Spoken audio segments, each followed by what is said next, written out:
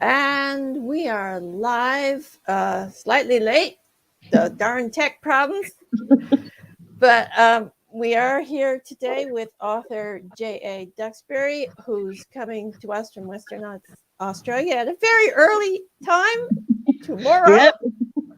Yeah, it's And we appreciate her getting up this early for us. So you're very welcome. I'm going to turn it over to you and let you introduce yourself. So take it away.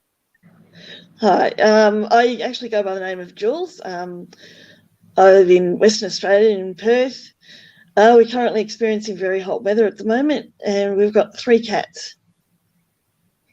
And I'm sure one of them will make an appearance because It's live. in the back of the And we're here today to discuss her book series Consequences. And so tell us a little bit about the series. What's it about? Well, it's about a thief that sort of redeems himself by helping out a royal family and helps save the country that they're in. It's a fictional country, and the first book was all about how he sort of like redeemed himself, and the second book is about how they solved all their issues.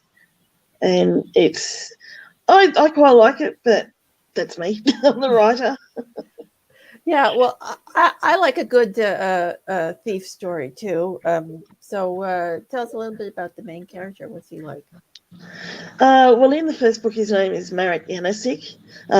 He was brought up in the foster system. He was fostered out at the age of about 12 something, 10 or 12. Learnt the hard way that if he's going to get on in life, he's got to do well at school. So he made sure in the later years of his teens that he did well at school. Had issues that kids always have in. Hang on, cat's getting in the way. Had issues like kids always have in the foster system, and eventually, you sit down, cat. Eventually, found someone who helped him with because his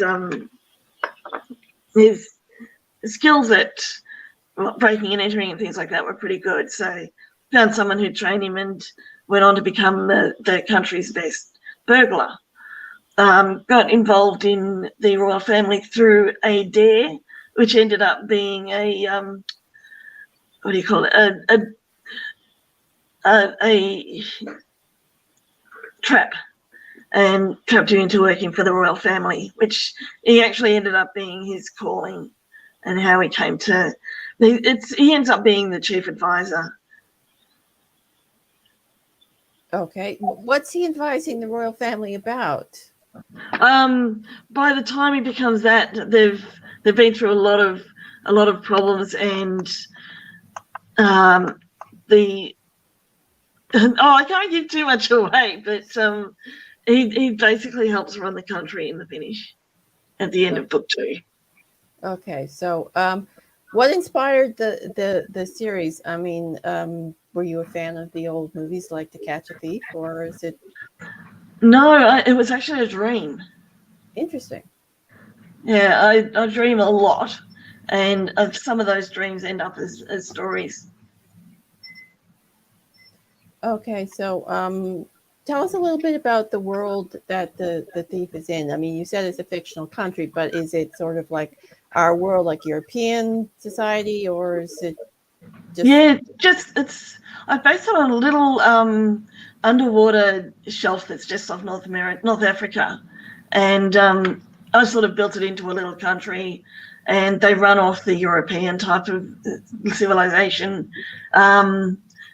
The Victorians found them back in the days of Albert and Victoria, and because they had a really nice climate and good beaches, they became world famous that way. And they became a monarchy then, and one of their previous kings was actually a illegitimate British Empire prince, if you like. Okay, so it's like it's a fictional island off the coast of Africa somewhere. Then Correct. Yeah. That they're always convenient for fiction. I like. Yeah, exactly. And the worst part is this one, the area in this one is experiencing a lot of earthquakes at the moment, so it might actually end up being an island. Yeah, that's true. Especially around the Azores and places like that, they do have a lot of earthquakes. Yeah, this is in the Alboran Sea. Yeah. So, is the society in the island sort of split into like lower and upper classes, or is it tourism based? Or it's more like our society, as in the Western society. So you've got your upper classes, and you've got your middle classes, and your thieves and that sort of thing. okay, so so what would you consider the best trait of your main character? His integrity. He's got a pretty high integrity. If he says he's going to do something, he'll do it, and he's very loyal to his friends. Okay, and what would you say is his worst trait? He likes shiny things. So, without spoilers, can you tell us some of the shiny things he's been liberating from other people? He's been doing a lot of crystal type stuff and diamonds, but he also works with information and things like that. Like he didn't like the way the main country's bank put up its fees, so he hacked into their computer system and sent money to all the people who didn't have a lot. Oh, so he's kind of a thief with a heart of gold, a little bit. Yeah, he does. Yeah. Stop cleaning in the camera. Yeah, cat cameos are always welcome, so don't worry about it.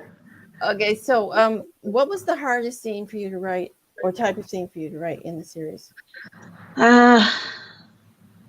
Probably in the second book, he comes really close to death, and it was probably that scene but that scene in a way redeemed him as well. So in the end, it ended up being a good scene, but writing it was a bit difficult. Okay, and what was your favorite scene to write in the series? Probably the little bit of humour that I've got in there. Like he learns to ride for the first time with the princess, and then he causes the horse to backflip on him. Okay, so tell us a little bit about the secondary characters. What are they like? Well, he spends a lot of time with. There's a bastard prince as well, so we've got someone who was born on the wrong side of the sheets, if you like, and he spends a lot of time with Fitz, learning about how to work all the protocols and that, and procedures and that. The main prince, the Prince Hector, he's sort of very much dedicated to helping the country, and it's through his work that they involve Marek, because he can't be seen to be breaking into places, and suddenly he's breaking into things, and the king says, no, not anymore, you've got to get someone else. So that's how they get Marek involved. He's got a little thief friend. He sort of gets him the job in the first place, so then he feels really bad that he's got this, and Marek's been trapped into working for the prince, but Marek turns around and says, no, you did the right thing there. That helped. There's a princess in it. She's a 15-year-old, typical person. First time she meets him, 20 questions. The queen's an artist, so she's often in the book painting out on the terrace of the mansion. It's a Georgian-based mansion. So. Okay. So, do you have a favorite character in the series? And no is an acceptable answer. I have to say Marek is a favourite. He was the one that was always talking to me. I remember there was at the end of it was partway through the second book. I thought, what am I going to do to him? And he says, shut up, you've just shot me. I said, what? They hadn't planned that at all. Oh yeah, that's interesting when those sorts of things happen in the writing. Okay, so what are your characters afraid of? Merrick's afraid of being left alone. He's been a loner, but once he sort of gets involved in the palace life, that's where he needs to be. That's where his life is, and he realizes that and doesn't want to be left out. Okay, so would you say that the Merrick fits in with the palace, or is he sort of a fish out of water character? He starts off as a fish out of water. He's always trying to escape. So much so that he gets his first anklet bracelet from the prince. Never worn one before. So like, oh no. But by the end of the first book, he knows that he belongs there. Okay, so he's sort of on house arrest for the first book, is he? Only for the first few chapters.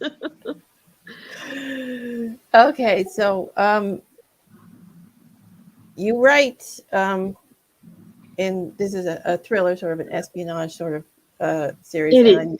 Yep. I think you've written sci-fi as well, have you not? I do. Sci-fi is my chosen genre, but as I said, I write from dreams, so it just depends on what the dream's about. I've got a paranormal one that's going from a dream as well. Okay, so tell us a little bit about the sci-fi series. It's about, believe it or not, it's a vampire one, but it's a military one. It's about a vampire group that it's a human vampire clan. They've worked out how not to kill off all their humans at once. So they get involved in traveling through dimensions by accident, through a scientific accident. And they're always trying to find their way home. That's the first book. Okay, so what's the paranormal one going to be about? Or well, it started off, I thought, what would a paranormal show, like all of those ordinary ones, what would they look like from the ghost point of view? And then it ended up that the two I had playing ghosts ended up being from a different dimension. Okay, that's an interesting premise, having a paranormal show from the ghost point of view. Tell us more about this. Oh, it's just they played with how there's always this, they use strings to open up the drawers and all that. Well, they played with that by taking the strings off and closing the drawers while they distracted the paranormal hunters in a different area of the house and that sort of thing. So they're sort of taking all the tricks and tearing them apart? Yeah, like that. So the ghosts are basically debunking the fake paranormal. Yeah, exactly. But they ended up being people who were exiled from a different dimension. Okay, yeah, but that's still that's just perfect. I love that. That's a great concept. Okay, so which one of your characters in any of your books would you consider hanging out with in real life? Probably Merrick, because he's seen both sides of life. He's seen the worst side of life and the best side of life. So he's sort of like a really well-rounded character now, and he'd give so much information about things. Okay, so are there any other genres? I know you said you write from your dreams, but are there any other genres that you've ever considered writing in? I've got a fantasy one that I'm working on as well, which is the first one, so it's taking a lot longer than the others because I've no idea how to write fantasy. Okay, so I think we'll wrap it up here, and I'll let you tell everybody where they can find you and your books. Yeah, well, I'm on Facebook. I've got a WordPress blog that I write.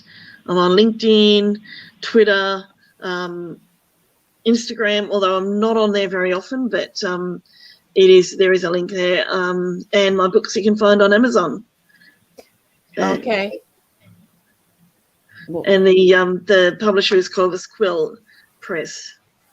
Okay, so I have her Consequences series linked in the description, as well as her Facebook page if anybody wants to check it out. It does sound like an interesting read. And I'd like to thank you for being here today and getting up so early for us. You're very welcome. And surviving the tech issues. Yeah. So yeah, we got there. yeah. Okay. And thanks for being here. And come back next weekend for more authors with Between the Pages. So that's all for now. Bye.